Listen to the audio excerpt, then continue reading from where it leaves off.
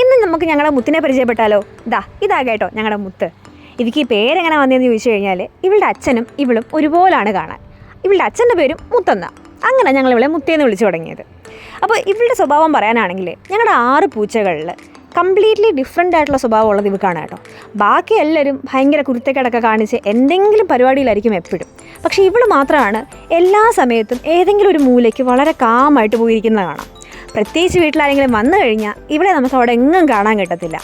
കൂട്ടിനകത്ത് തന്നെ ലിറ്ററിൻ്റെ ബാക്കിൽ പോയി ഒളിച്ചിരിക്കുന്നതാണ് ഇവളുടെ മെയിൻ പരിപാടി. വീട്ടിലുള്ള ആൾ പോയി ഒരു 1-2 മണിക്കൂർ കഴിഞ്ഞ് ആൾ പോയെന്നൊക്കെ ഉറപ്പിച്ചിട്ടേ പുള്ളിക്കാരി പിന്നെ പുറത്തിറങ്ങുള്ളൂ.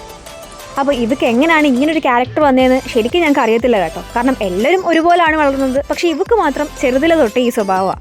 പക്ഷേ ആൾ ഭയങ്കര പാവമാണ് കേട്ടോ. നമുക്കൊരു പാവത്വം തോന്നും. ഞാൻ എടുത്തേക്കുന്നതൊന്നും നമുക്ക് ഇഷ്ടമല്ല കേട്ടോ. പക്ഷേ താഴേക്ക് വെച്ച് കഴിഞ്ഞാൽ ഇവൾ ഓടിപ്പോവും. ഒരു 1-2 ഓട്ടം കഴിഞ്ഞിട്ടിരിക്കുവാണിത്. അങ്ങനെ ഇതാണ് നമ്മുടെ അവസാനത്തെ ആൾ.